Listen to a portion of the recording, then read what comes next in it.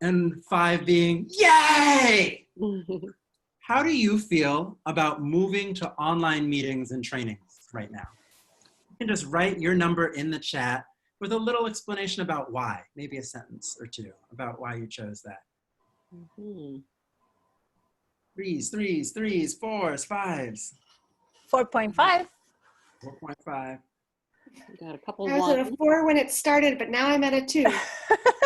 Yeah. I got a 0 up there somewhere. 4 because I'm not excited. Wow. I'm exhausted from the back-to-back calls and meetings. Too much screen time. Yep. It's hard switching online. Pacing is important for all of us. Really. Yeah, when you're working, it depends on embodied interactivity. Like a 1, that's a shift. It's a transition. So 1. Ah! 4s. Yes. Great.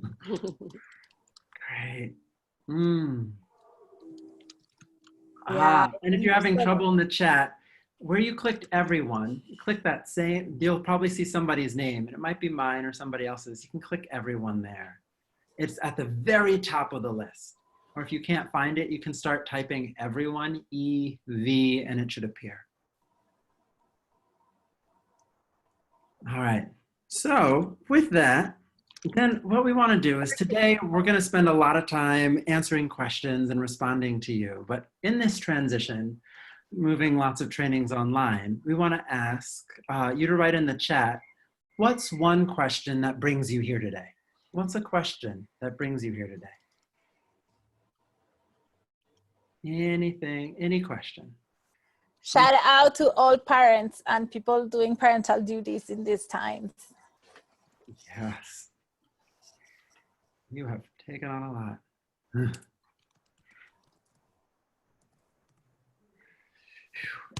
It's intense with the toddler. Oh my God. It wasn't intense already.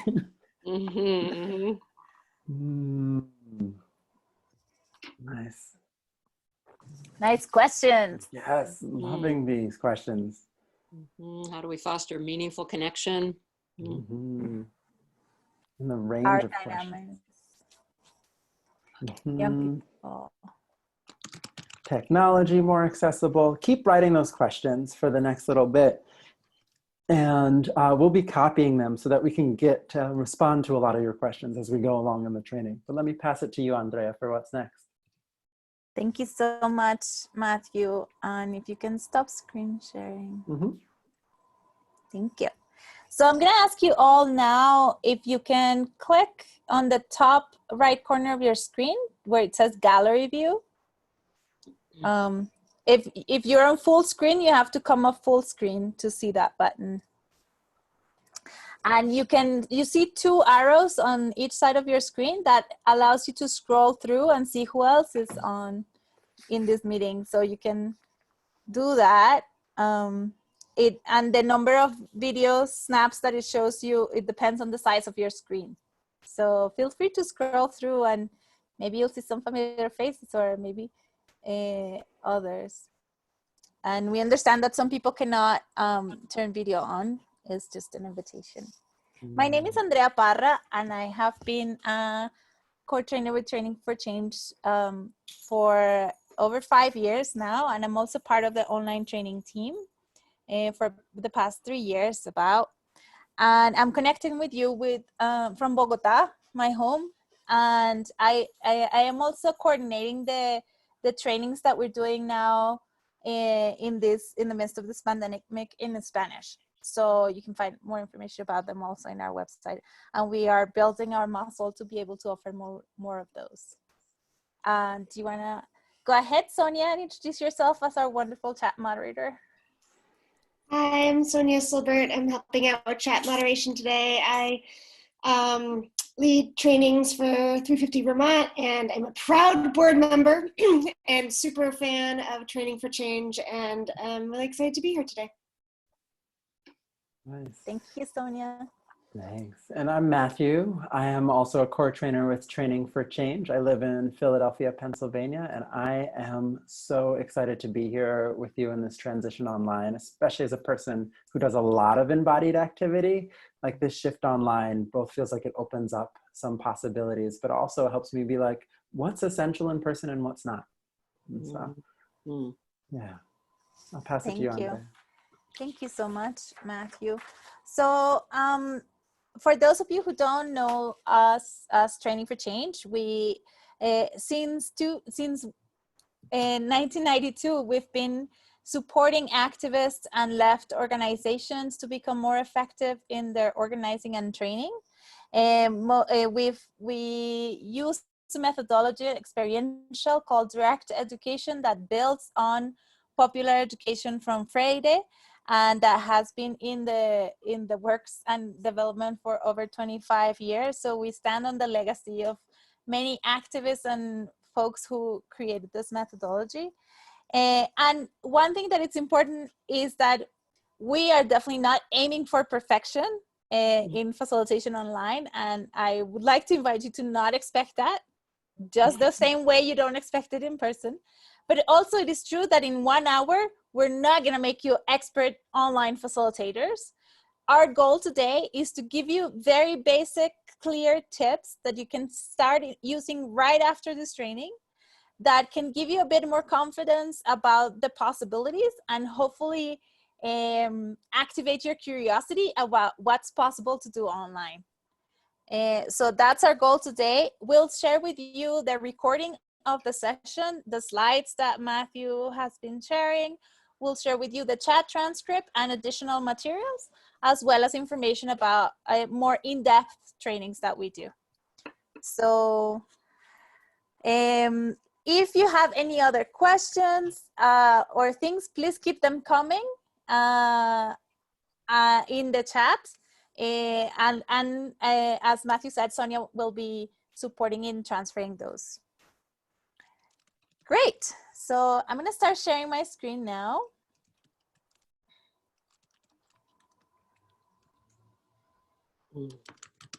And I'm going to ask you all, what makes an online meeting go really bad?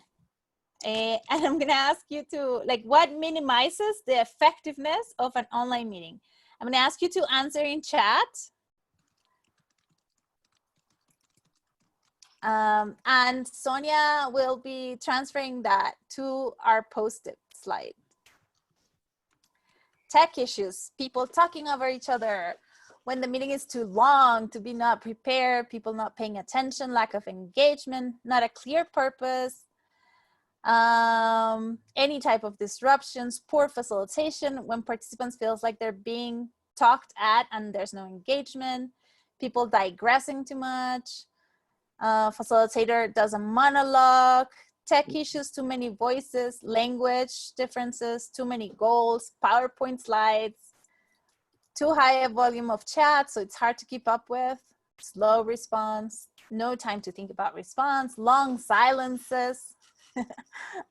I remember when I started facilitating online, silence made me really nervous. And over time, I realized silence can be really useful in online spaces. So tech problems, Zoom bombing from right-wing detractors, really long introductions. When I can't get the tech to work, tech problems, sharing video.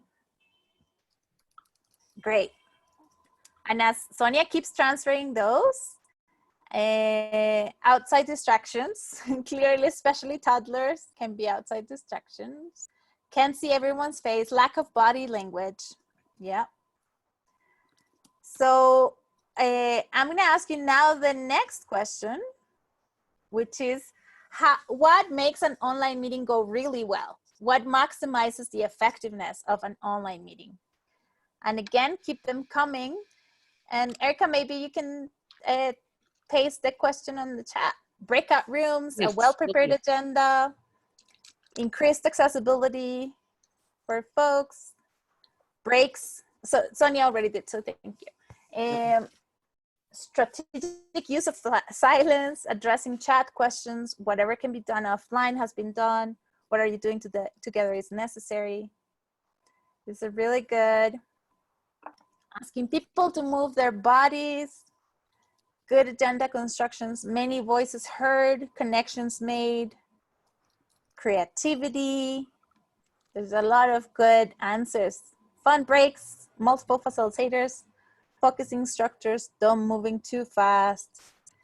Clear participation structures. Responsible moderators. Intentional time management. This is a great list. What do you say, Matthew, if we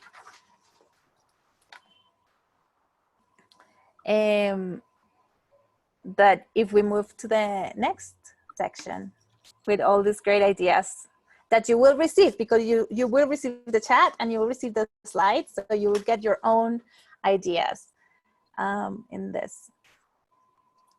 Great. So let's begin. Such a shift in this from like even a week ago or 2 weeks ago. Like so many people have been online a lot more in the past month, that like these strategies that we keep coming up with are sometimes new. And so what we want to do today is offer you some of the tips that we've learned about how to get the most out of your online meetings, how to do the most with your time, and really encourage engagement in that feeling of connection across the distance, as well as strategic motion moving forward. So we have some hot tips. I'm going to do them quickly to move through. The first tip is start with what you already know. Like start with the strengths that you bring and the knowledge that you already bring as a facilitator. And to do that, I just want to ask you to write in the chat, what have you already noticed about this group? What have you already noticed about this group? Just write in the chat some of the things you've noticed. Engaged, very engaged, super engaged, aware, listening. There are lots of ideas. That skill of reading a room, of tending to what are the needs of a group, we can still have a lot of awareness about what's happening with our groups and even ask them what's going on so we can learn more about them.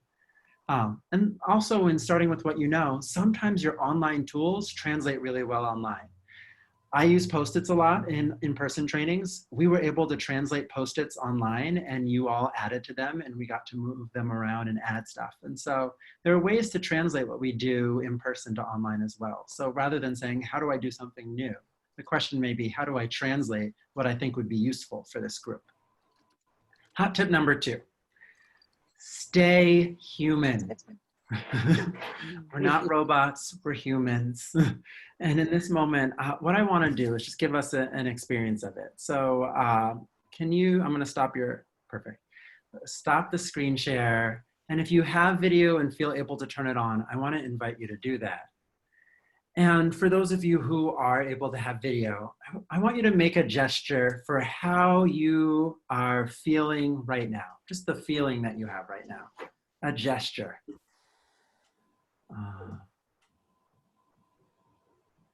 And then you can like hold it, freeze for a moment and scan and look at people, look at folks. You can scan through, look at the other people. Just get a sense.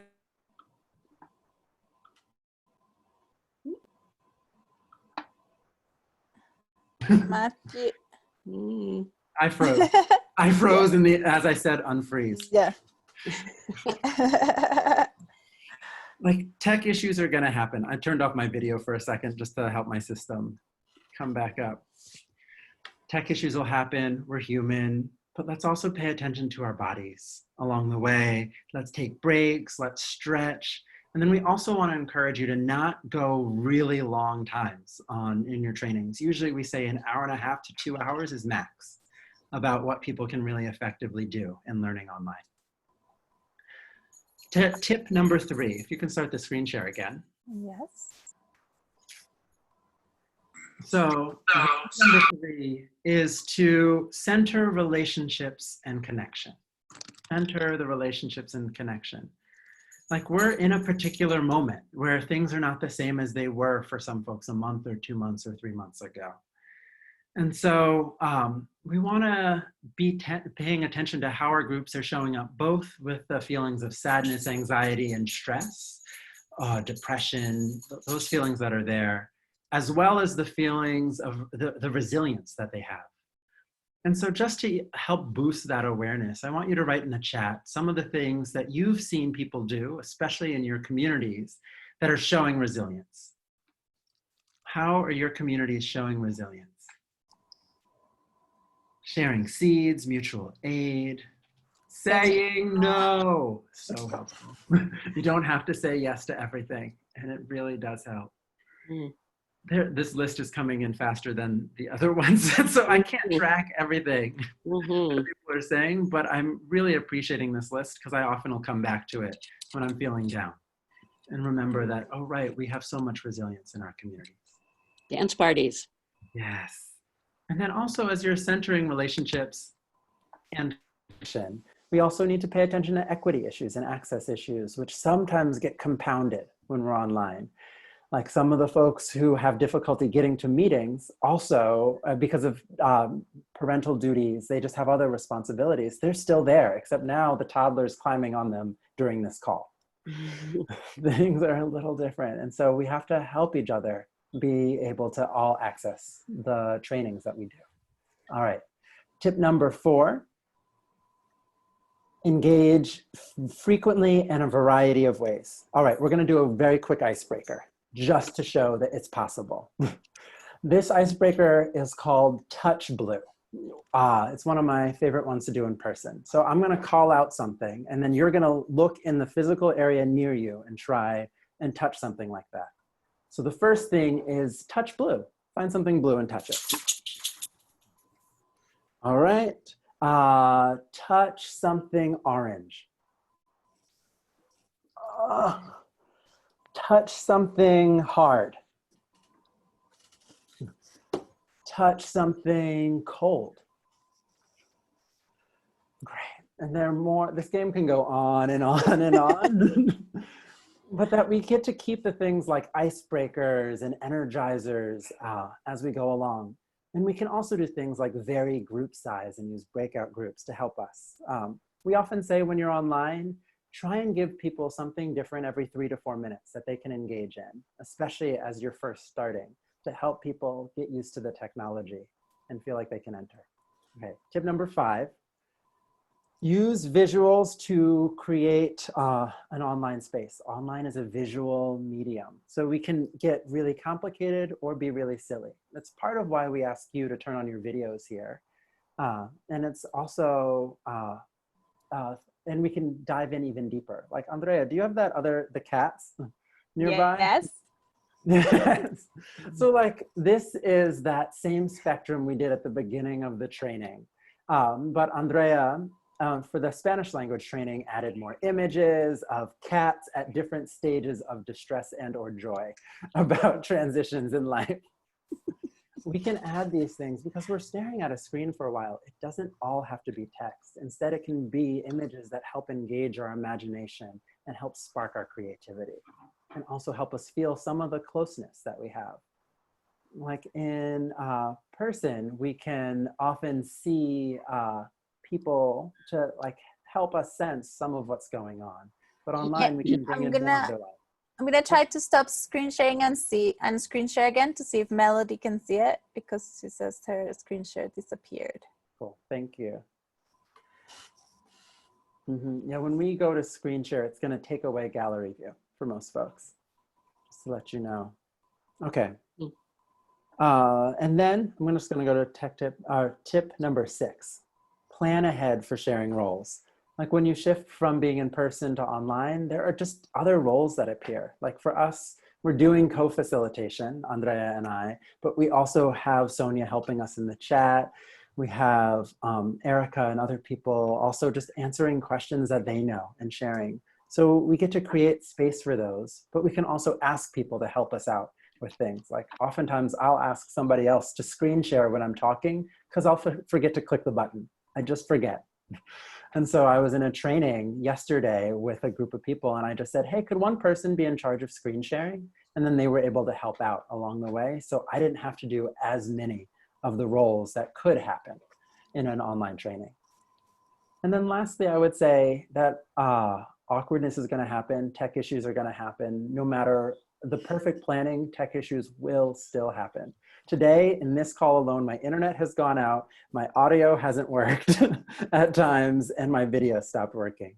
And so, And Matthew, I just want to say that that's also true in person. Let's not, in person, like the lunch doesn't arrive, or one participant gets sick, or someone didn't find daycare. Like there are a lot of things that also happen in person. So let's just embrace the reality that that's how it works. Totally. So in here, we can it invites us to get explicit about it and help. And yes, and we will share all of these slides with you afterwards, along with a bunch of templates. So you don't have to run around trying to make Post-its. We'll send it to you. All right. So given all of these, I want to invite you to just look at the list of all 6 of these hot tips. And when you think about these tips and in your context, what questions do you have that will help you? Give me a second. What questions come up for you when you look at these lists, and thinking about how to do these? What are some of the questions that come up when you think about facilitating in your context? And you can write those in the chat. Right. Just give people a minute to just write those. I'm going to let Susie is asking for examples of 5. Great. Awesome. It's going to give you a little more quiet to keep writing.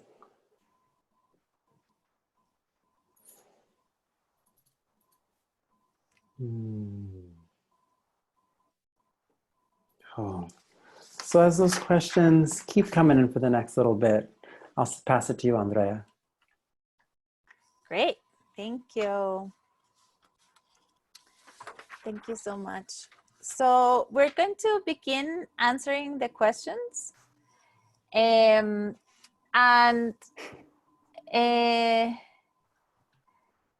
me see. I'm going to take question 5 to begin with. And I saw some of that question also in the chat, how to bridge the divide with people who are not familiar with technology to begin with, and or are tech phobic or tech averse. And I will also add, like, people who don't have enough access to technology. Some of you mentioned that you work in rural areas or people only by phone. So I think that we first, and I think Erica posted it in the chat, I think we have to understand that differential access to technology is not just a question of ability, it's a question of societal conditions. It's about class, it's about rural and urban differences, it's about geographic locations and global north and south, etc. So that's one place where we need to begin. Like, how do we see this access to technology as a core societal reality? Then the second thing is that in the people who were asking about examples of it's like, if you can create multiple channels of communications for people in your group, you can create more inclusion for the various access to technology. So for example, Zoom, you can dial in to the call that you're having, but other platforms also that have that option. We have, when we started doing remote facilitation experientially, what it was, our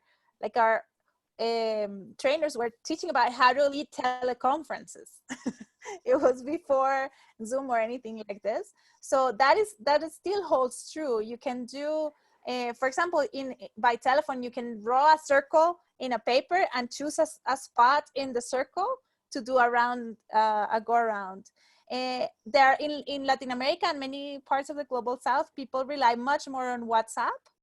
So you could use a shared document like the one we're using here and have a group call on WhatsApp and use that as your chat if you're unable to have a platform like Zoom or something like that.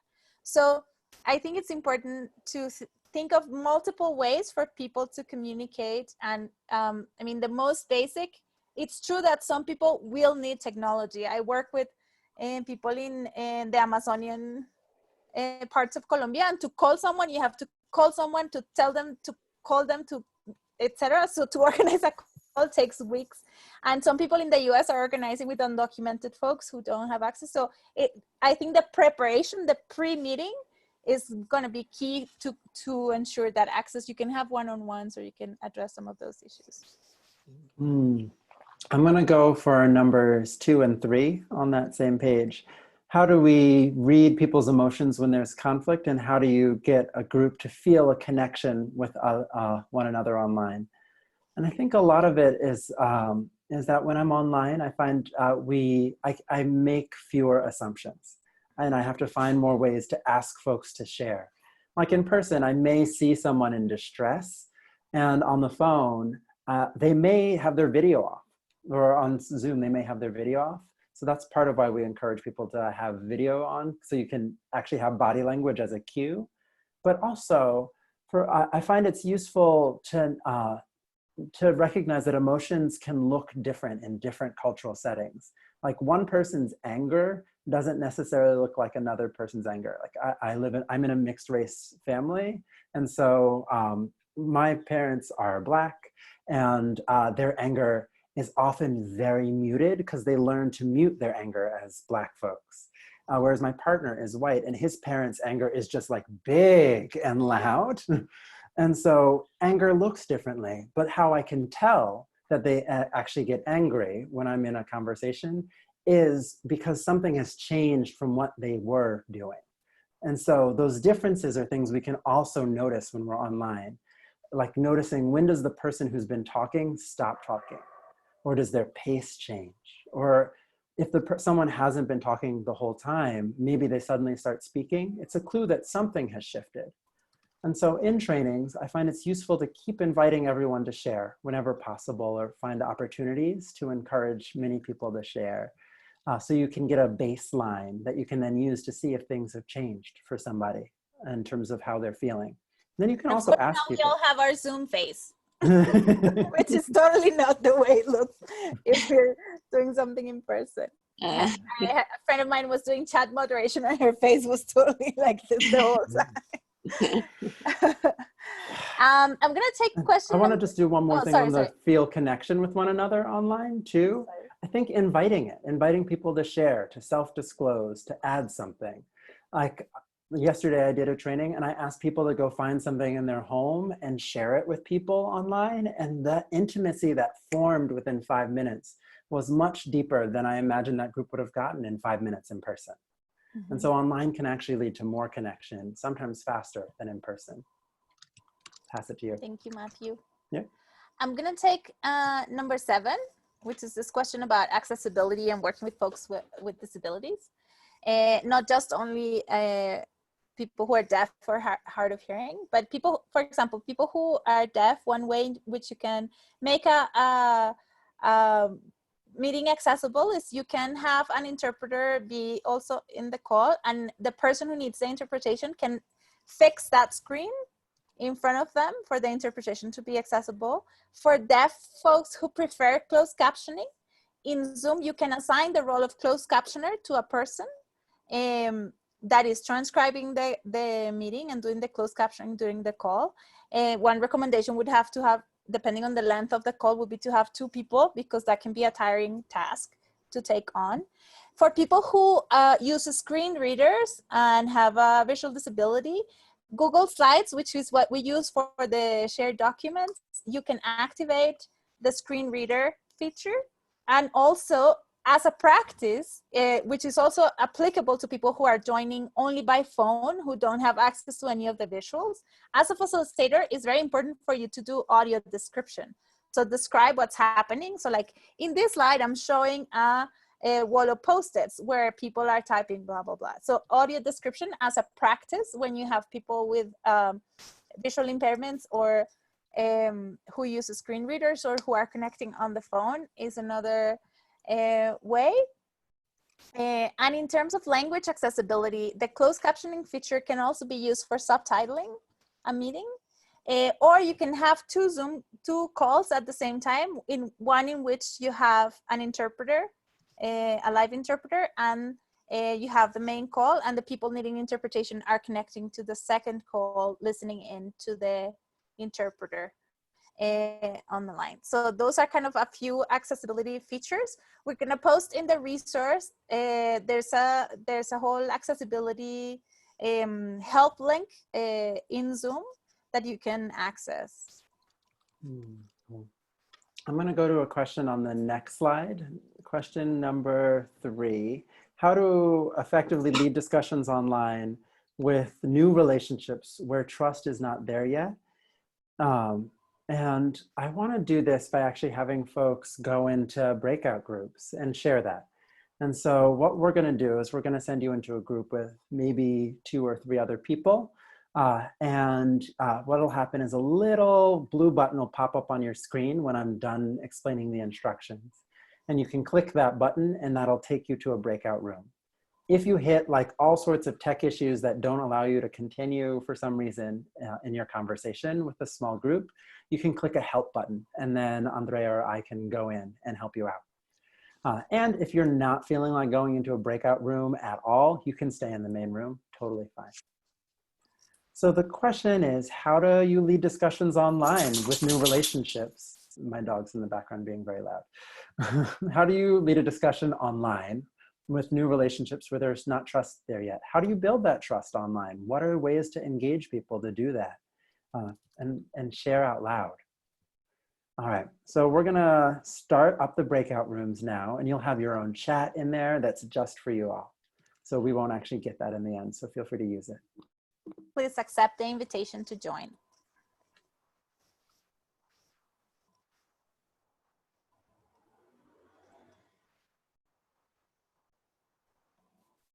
Andrea, I just got invited to join a breakout room. Should I do Say that? later.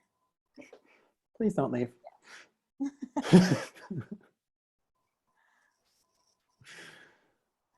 We can pause the recording.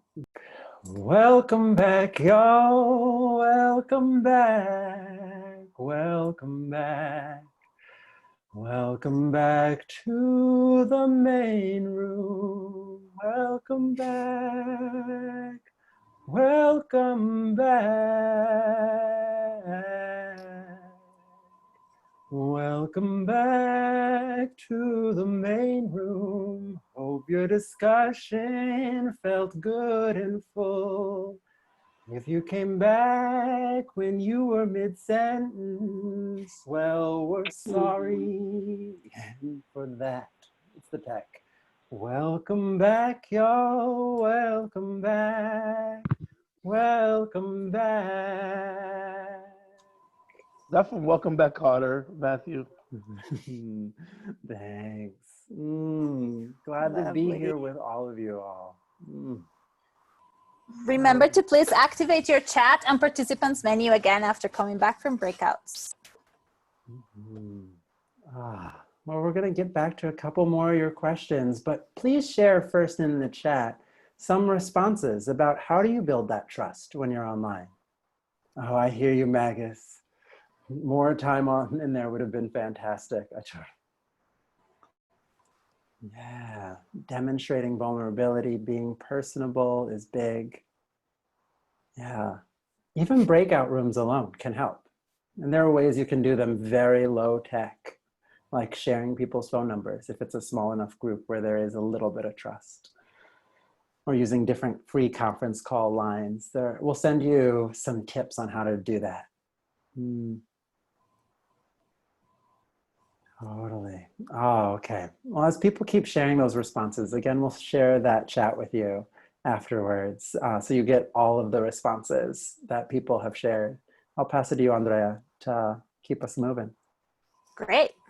So I'm going to take this question number 6 on how do we keep community safe and provide a confidential environment online. And for this, I have to say 2 things. One is that safety changes with a consideration what safe is, changes a lot depending on the environment.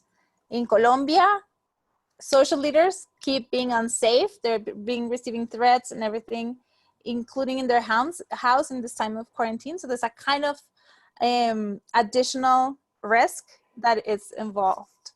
So I want to make that statement. And then the other thing is that for confidential environments online, maybe several of you have read several of the concerns about Zoom privacy, and also some of the platforms. So there are some groups that are working to have more encrypted and safe environments. If you are using Zoom, some of the things to prevent Zoom bombing are: one is to only allow hosts and co-hosts to share screen. Second, to disable annotations. Third, you can set up a password for each of your meetings. And fourth, don't publish the direct link to connect in social media unless it's like a, like a big, large conference to broadcast and that anybody can join. Just make sure that you create additional filters to people to be able to join your meetings. And we're going to post in the resources, and you'll receive them, additional alternatives. Also in our tech help slides, you'll see the comparison between different platforms that are available. Cool. Matthew? Yeah, I'll take question number 2 on the next one. How to deal with power dynamics in online meetings. Well, power dynamics are nice and complicated, in person and online. And so they don't go away. Like they're just different. They exist. We often talk about like mainstreams and margins. There are in training for change. Like there are folks who feel like they're part of the mainstream of really shaping how a group looks, and there are those who feel like they're on the margins of them. And those power dynamics can feel even bigger. But getting curious about them, inviting those who feel like they're on the margins in explicitly is one way to do it. Inviting the group to hold some attention for that as well is another way to do that. But not shying away from power dynamics is, I think, the key. Like noticing that they are there and they're affecting things. So then following them to ask questions and invite people to start to address them. Another way that we've done this online is to actually have a role of someone who's like a vibes watcher, who's noticing who's speaking and who's not, but also if there are any dynamics that are appearing. Like maybe one person is talking a whole lot, and that person is the only paid staff person on the call. And there are a lot of people who aren't paid who aren't sharing as much. And you can get curious about why, and a vibes watcher can let you know that that's happening.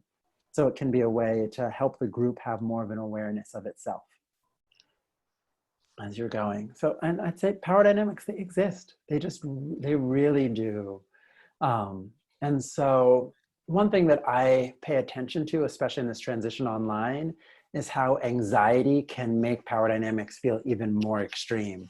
So the nervous boss becomes even more anxious and may be trying to make everything perfect and make sure every person speaks, or they end up lecturing for half of your meeting. Those are things for us to be aware of and to say, how do we catch them beforehand if we can? And know that we may bring a bit more stress, and those power dynamics can be harder. Like how do you can actually like think about, oh, somebody's gonna only be accessing this from their phone. How do I build my whole agenda around somebody who's on the phone first so they can actively participate and not feel even further pushed out from the training? Those are just some. Yes, and people, if you have other thoughts like Melody is, add them in the chat too. Like we're gonna offer some responses, but we expect that there's a lot of wisdom that you all have here. So please do keep adding things. I'm going to take question number 4 on scale up online facilitations to host event with hundreds or thousands of people. So one thing that is important to think about before like the technical considerations for that is like, why do you want a specific size of a group? Like what kind of group size is going to be the one that is going to allow you to fulfill your goals for a specific learning space?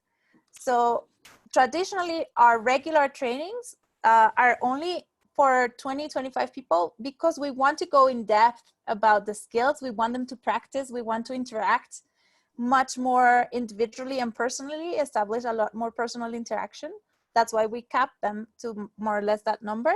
And also in those trainings, for example, we give people direct access to the slides, so we populate them at the same time. So it's collaborative learning. So the first question is, why do you want a large group? Sometimes we have there's this kind of underlying belief that the more people are in an online meeting, the better.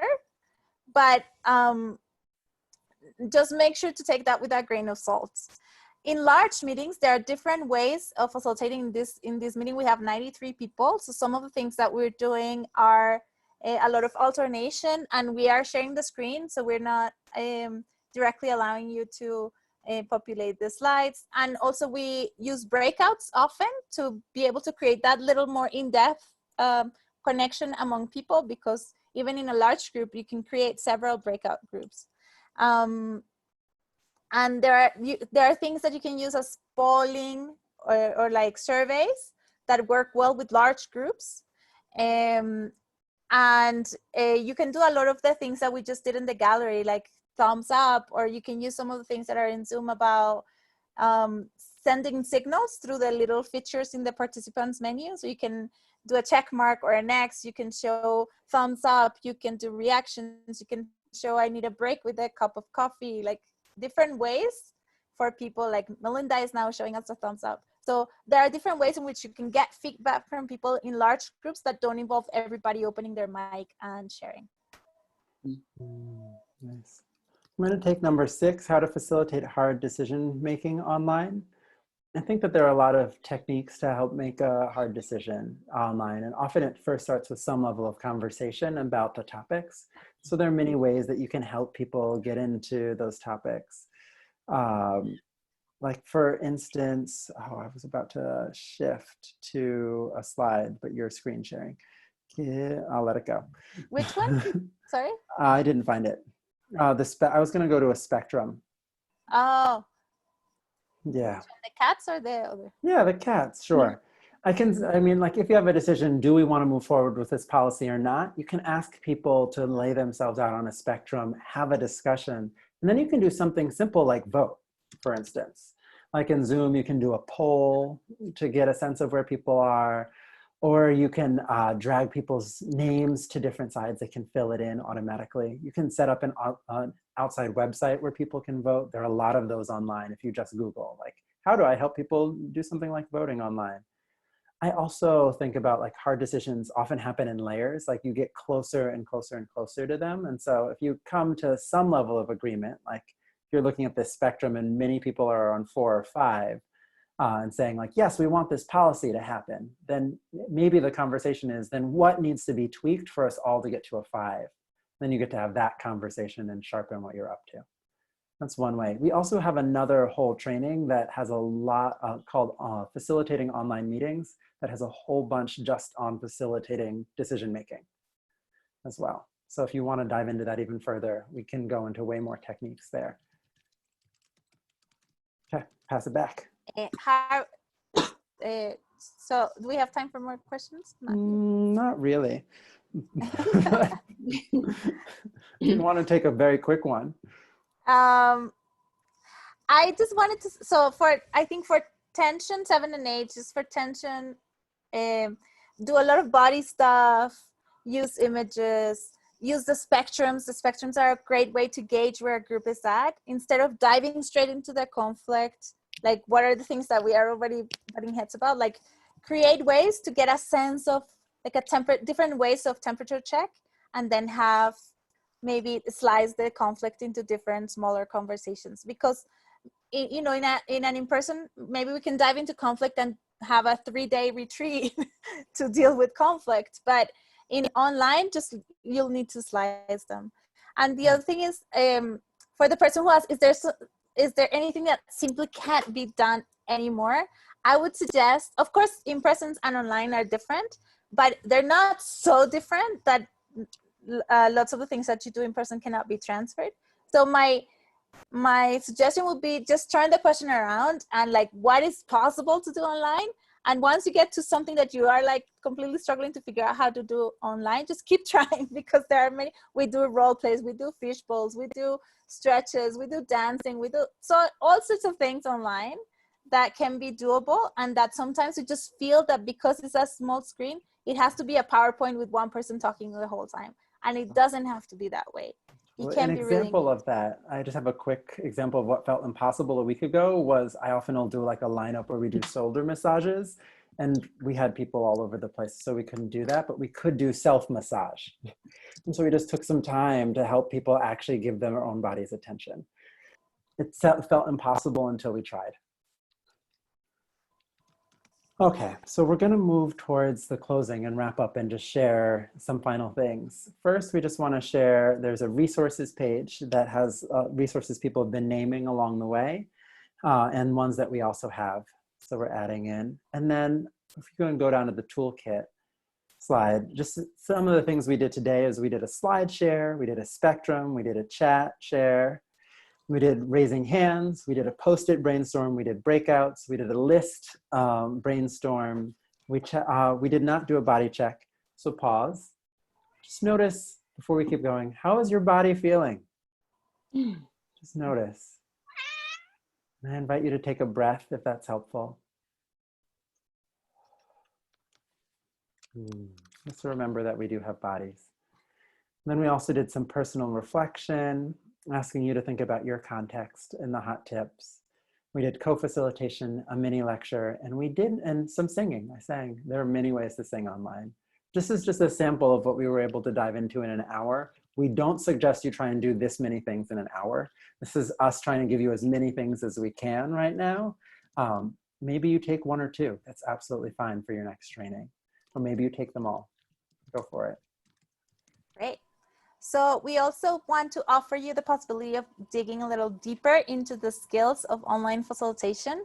We have a training series that involves these 4 trainings that are facilitating online meetings, leading an online training or webinar, designing dynamic spaces online, and when things go wrong online. And also we are offering them in Spanish. So far we have scheduled only the first 2 in Spanish for now, and this one, the tips. And also we have in our website plenty of tools, templates, handouts, the templates you can adapt. We appreciate credit when possible. And all these things, like there's a recent video of 10 ways to use a spectrogram online. There's a recent book published by Jean Rewa and Danielle Hunter, and a lot more things. So those are other things that you can dig into.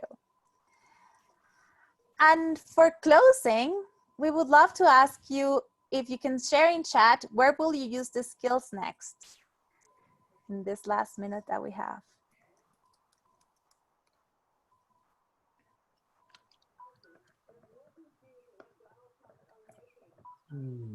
Meetings, online staff meetings.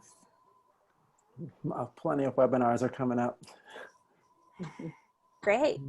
So I want to thank our wonderful chat moderator, Sonia. Yay, Sonia. For her amazing work. Thanks for Erica, who's also TFC core trainer, for the support in chat. And Matthew for her voice and beautiful co-facilitation. It's always a pleasure. I want to thank you all for being here.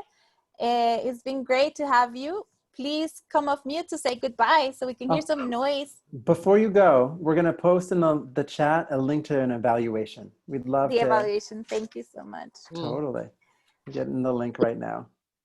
And I forgot to say half of the things. Oh, thanks, Sonia. And the other thing is that to keep these webinars free, TFC receives donations from grassroots folks. So we appreciate if you can support us in any way. Sonia just pasted the link to the donation page. So whatever way, and this time if you are able to donate monthly, there's a donor who's giving extra $100 for each monthly sustainer. So we really appreciate all those donations are from, like, you could be $5 or a app. Thank you all. Come off mute and say hi. Bye. Thank you. Hi, everybody. Thank you. Thank you. Bye, everybody. Bye, thank you. All right. Oh my God. Thank you. We appreciate it. Yes. It was excellent.